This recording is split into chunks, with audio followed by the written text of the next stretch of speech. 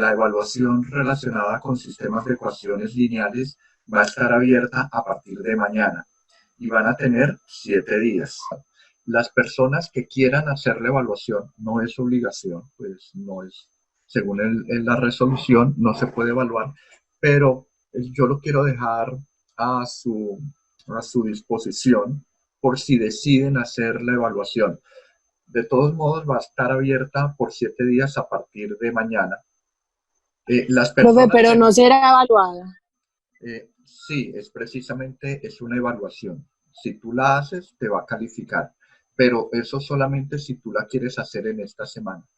Si no la quiere hacer y quiere esperar hasta que haya normalidad en el Politécnico y hacer todas las evaluaciones que se hayan realizado, pues yo voy a volver a activar el sistema para que hagan todas las evaluaciones. ¿De acuerdo? Entonces queda como a su disposición para que ustedes decidan si hacen las evaluaciones y en qué momento las hacen. Aquí Camila dice, entonces va a dejar por tiempo indefinido. No, cada evaluación va a tener un tiempo. El método de Gauss-Jordan consiste en tomar un sistema de ecuaciones AX igual B y aplicarles operaciones elementales fila de tal forma que lleguemos a un sistema IX igual C. Por favor, quiero que lean este enunciado y después vamos a ir desarrollándolo. Una embotelladora de refrescos desea cotizar la publicidad de sus productos en televisión, radio y revista.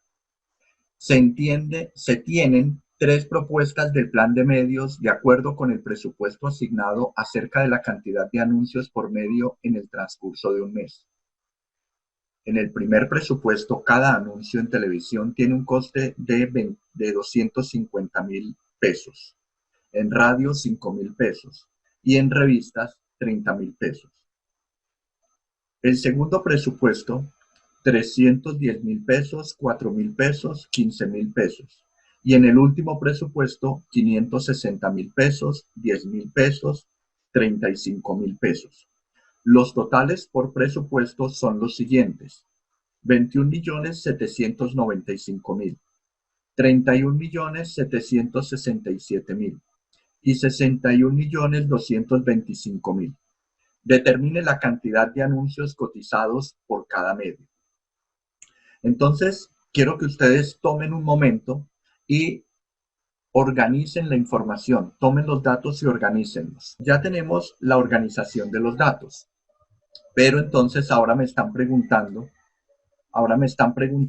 es dónde coloco estos datos de 21,795,000, de 31,767,000, de 61,225,000. ¿Dónde coloco estos datos? Los coloco en las columnas, o sea, al final de la columna de televisión, al final de la columna de radio, al final de la columna de revistas, o coloco estos datos al final de las filas, es decir, al final del primer presupuesto, al final del segundo presupuesto o al final del tercer presupuesto. ¿Dónde coloco la información? Al final de las filas. Al final de las filas. Muy bien. Esa es la organización correcta de los datos. Ahora notemos que después del punto dice, determine la cantidad de anuncios cotizados por cada medio. Esta expresión ya nos está dando una pista de cuáles serían las variables. La cantidad de anuncios cotizados por cada medio. Entonces, T, que representa la cantidad de anuncios publicados en televisión. RA sería la cantidad de anuncios publicados en radio. Y RV, cantidad de anuncios publicados en revista. Entonces lo que nos están preguntando es cuánto vale T, cuánto vale RA y cuánto vale RB. A partir de esto vamos a formular nuestros sistemas de ecuaciones. Como tengo un primer presupuesto y ese primer presupuesto es de 21,795,000, la cantidad que tengo disponible debe ser igual a la cantidad que invierta. ¿Pero cuánto voy a invertir? 250,000 pesos por cada uno de los anuncios que publique en televisión. ¿Y cuántos anuncios publico en televisión? T cantidad. A eso le sumo los 5,000 pesos por anuncio en radio. Y ese 5,000 lo multiplico por cada uno de los anuncios publicados en radio. O sea, lo multiplico por RA. A eso también le sumo los 30,000 pesos por anuncio en revista.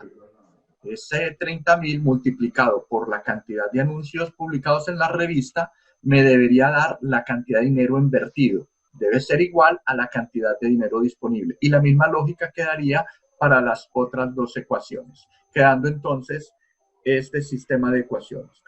Este sería nuestro sistema de ecuaciones AX igual B. Entonces, aquí dice 250,000, 5,000, 30,000 y 21,795,000. ¿Qué fue lo que hice? Para no trabajar tanto cero, yo elimino los tres últimos ceros para que entregar un sistema más simplificado. Esto no nos va a afectar la respuesta final, porque prácticamente lo que estoy haciendo es dividir por 1000 al lado izquierdo y dividir por 1000 al lado derecho. Y lo mismo hice con todas las demás ecuaciones, quedando entonces un sistema más simplificado sin menos cifras. La primera variable, entonces la primera ecuación es 250t más 5ra más 30rb más 21,000 a 21,795. ¿Qué es esto? Sería inversión en el presupuesto 1 en miles de pesos. Ya tenemos nuestro sistema AX igual B. Ahora, ¿qué nos dice el método de Gauss-Jordan? Bueno, tomemos una matriz ampliada y empecemos a aplicar operaciones elementales fila. Entonces, ¿cuál sería nuestra matriz ampliada? De nuestro sistema de ecuaciones, sacamos nuestra matriz A. ¿Cuál es la matriz A? Es la matriz de coeficientes de este sistema. Estos coeficientes que están al lado izquierdo del igual son los que están en la matriz. El 250, el 310, el 570 corresponden a la primera fila relacionada con la variable t. El 5, el 4 y el 10, columna. La segunda columna sería el 5, el 4 y el 10 relacionada con la variable RA, y el 30, 15, 35, tercera columna relacionada con la variable RB. Y va a ser igual, que está representado por estos punticos, a los términos independientes, o sea, el vector B, 21,000, 31,000 y 61,000.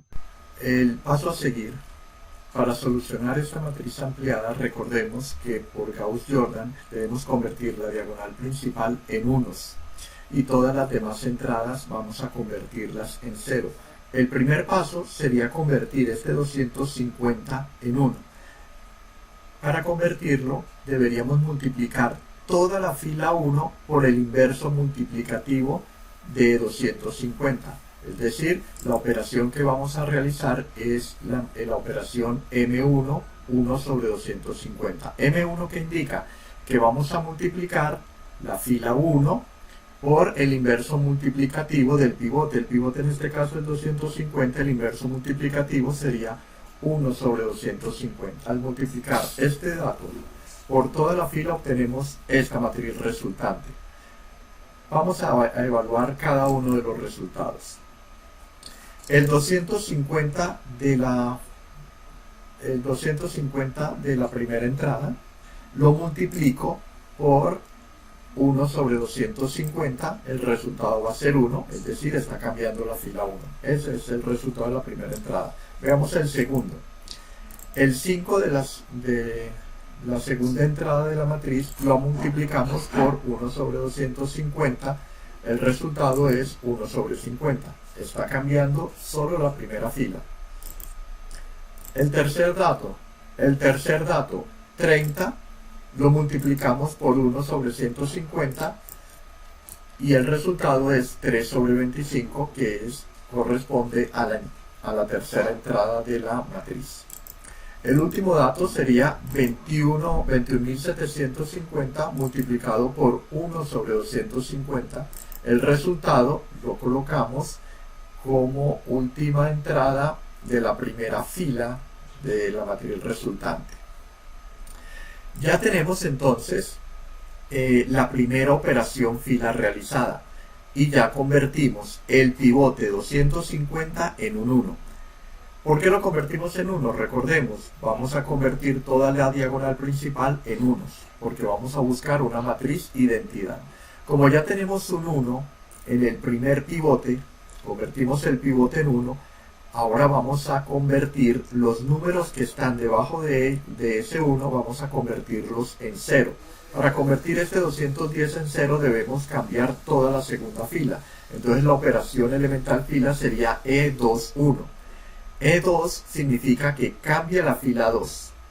Y al resultado que tengo en la fila 2 le debo restar el resultado que tengo en la fila 1, es decir, la fila donde tengo el pivote, el resultado que tengo en la fila 1, pero multiplicado por el 310.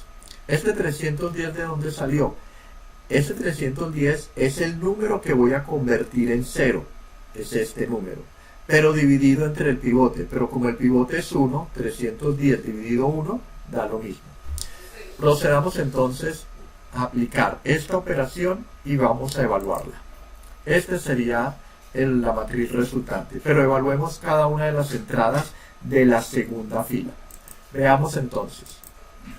Dice que tomamos el resultado de la segunda fila. ¿Cuál es el resultado de la segunda fila? 210. Al resultado de la segunda fila le resto el resultado de la primera fila. Aquí tenemos en la primera fila un 1, multiplicado por ese 310. El resultado dio 0. ¿Y ese 0 dónde lo colocamos? En la segunda fila. Recuerden que está cambiando la segunda fila. Este primer número indica que esa es la fila que va a cambiar. Cambia la segunda fila. Veamos la siguiente entrada. ¿Qué tenemos en la segunda fila? Eso es lo que nos dice la operación. Tomemos el resultado de la segunda fila. ¿Qué tenemos? Un 4. A ese 4 le resto lo que tengo en la primera fila, pero multiplicado por 310. El resultado lo colocamos en la segunda entrada de la segunda fila. Veamos el siguiente término, la siguiente entrada. Lo que tenemos en la segunda fila, 15, menos lo que tenemos en la primera fila multiplicado por 310 igual menos 111 sobre 5. ¿Dónde lo colocamos? La tercera entrada de la segunda fila. Veamos la siguiente entrada.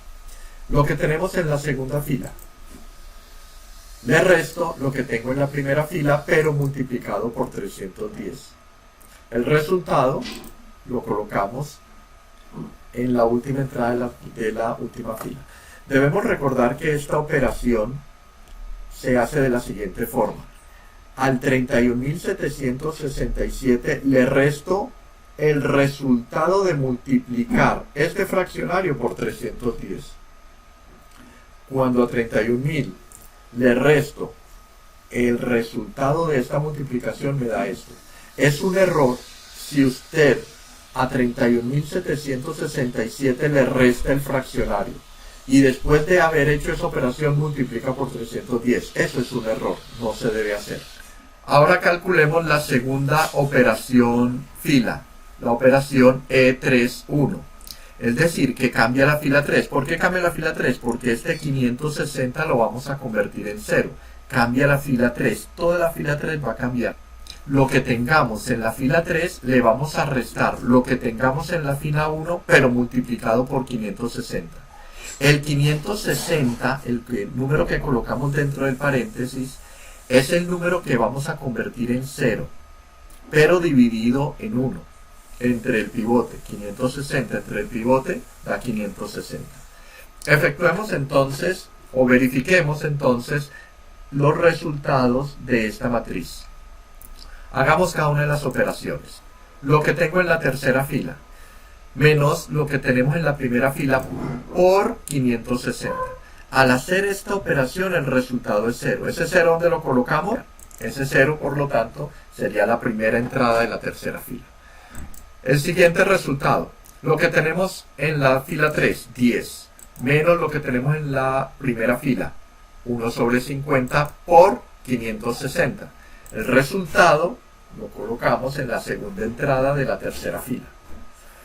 El siguiente dato, ¿qué tenemos en la tercera fila? 35, menos lo que tenemos en la primera por 560, igual, ese resultado sería la tercera entrada de la tercera fila.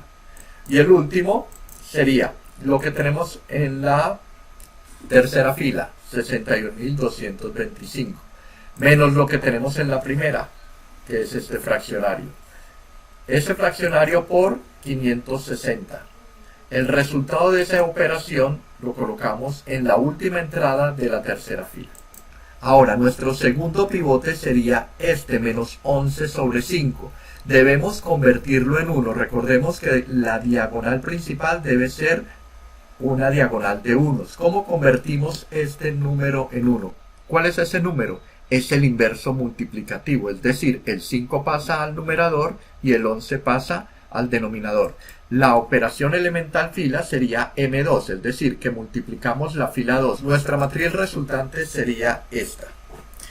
Notemos que la fila 1 y la fila 3 quedaron exactamente iguales.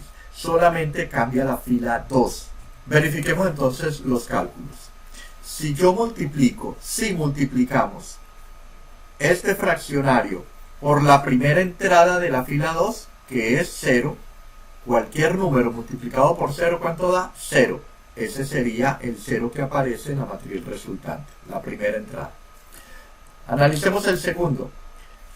Menos 5 onceavos multiplicado por la segunda entrada de la fila 2, menos 11 quintos, eso es igual 1. ¿Y ese 1 dónde lo colocamos? Está cambiando la fila 2. Ese 1 quedaría como segunda entrada de la fila resultante, de la matriz resultante. Menos 5 onceavos por menos 11 quintos. El resultado de esa multiplicación sería la tercera entrada de la fila 2. Menos 5 onceavos por 23.706 sobre 5. La multiplicación nos da menos 23.706 sobre 11. Recordemos que aquí estoy multiplicando menos por más, da menos, nos queda negativo. Tenemos dos números de la diagonal principal en unos. En este segundo pivote, que ahora es 1, vamos a pivotar la columna. ¿Cómo pivotamos la columna? Convirtiendo el número que estaba debajo de él en 0.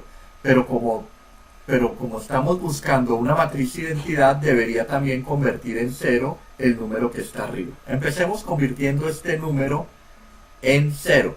Es decir, va a cambiar la fila 1. Pero la operación, ¿con quién la vamos a hacer? Con la fila donde está el pivote, es decir, la fila 2. La operación elemental sería E1, 2. Esta sería nuestra matriz resultante. Pero verifiquemos los resultados. Lo que tengo en la primera fila, 1, menos, eso nos dice la operación, lo que tengo en la primera fila, menos lo que tengo en la segunda fila. ¿Qué tengo en la segunda fila? 0. Pero multiplicado por 1 sobre 50. El resultado de eso me da 1. ¿Dónde lo colocamos? En la fila 1. Recordemos que está cambiando la fila 1. El siguiente dato. Lo que tengo en la fila 1. 1 sobre 50. Menos lo que tengo en la fila 2 por 1 sobre 50. El resultado, ¿dónde lo colocamos? La segunda entrada de la primera fila. El siguiente dato. ¿Qué tengo en la fila 1? 3 sobre 25, menos lo que tengo en la fila 2, multiplicado por 1 sobre 50, igual, el resultado lo colocamos en la tercera entrada de la fila 1. Hasta acá creo que ya han entendido la mecánica. Verifiquen ustedes este siguiente resultado y por favor verifiquen que esta central de la tercera fila sí corresponden a esta operación elemental fila. Retomemos esta última matriz. Y lo que debemos hacer ahora es convertir esta entrada, menos 221 sobre 11, convertir ese valor en un 1, porque es parte de la diagonal. Entonces convirtamos esa entrada en 1. ¿Cómo lo hacemos? Multiplicando la fila 3 por un número. ¿Qué número? El inverso multiplicativo de este pivote. Menos 11 sobre 221 es el inverso multiplicativo de menos 221 sobre 11. Si multiplicamos pues este número por toda la fila 3, ¿qué obtenemos? Ese va a ser el resultado. Por favor, verifiquen ustedes la multiplicación de esta constante con las entradas de la fila 3. El siguiente paso entonces es convertir esta matriz en una matriz identidad. Para llegar a eso, debemos convertir esta entrada en 0, pero también deberíamos convertir esta entrada en 0. Es decir, vamos a cambiar la fila 2 y vamos a cambiar la fila 1. Pero al cambiar la fila 1 y al cambiar la fila 2, tenemos que hacer la operación con la fila donde está el pivote, es decir, la fila 3. ¿Cuáles son las operaciones entonces? Por favor, apliquen ustedes estas operaciones elementales fila para verificar que cumplen estos resultados. Ahora hagamos las divisiones que nos están planteando en esta matriz. Al resolver esas divisiones que obtenemos, que el resultado de la primera división es 90.3, el resultado de la segunda división es 2776,17 y el resultado de la tercera división sería menos 488.68. Esta sería nuestra matriz resultante. Ya hemos cumplido nuestro cometido. La matriz A que teníamos originalmente la hemos convertido en una matriz identidad. Y recordemos que la primera columna está relacionada con la primera variable, es decir, cantidad de comerciales en televisión. La segunda columna está relacionada con la segunda variable o la cantidad de comerciales en radio. La tercera columna está relacionada con la cantidad de comerciales en revistas. De este sistema aumentado ya podemos entonces obtener nuestro sistema matricial de ecuaciones.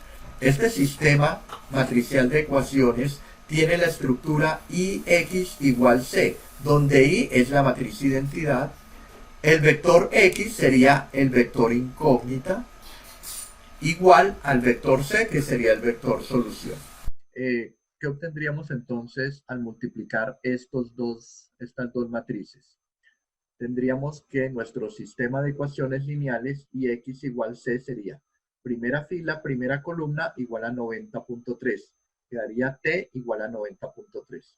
Segunda fila por el vector 0, 1, 0 por el vector, quedaría RA. RA igual a la segunda entrada. Tercera fila por el vector incógnita, quedaría 1 por RB igual a menos 460. Esta sería la cantidad de anuncios publicados en televisión. Hay una solución única. Entonces, me está diciendo que debo publicar 90.3 anuncios por televisión. 2.776 anuncios en radio. Pero aquí hay algo raro, que debemos publicar en revistas menos 488. Aunque hay una solución única, y esta es la solución que obtenemos, la solución no es factible para el caso, porque no es posible que yo publique menos 488 anuncios en radio, en revistas. Bueno, hasta aquí sería el caso de Gauss-Jordan.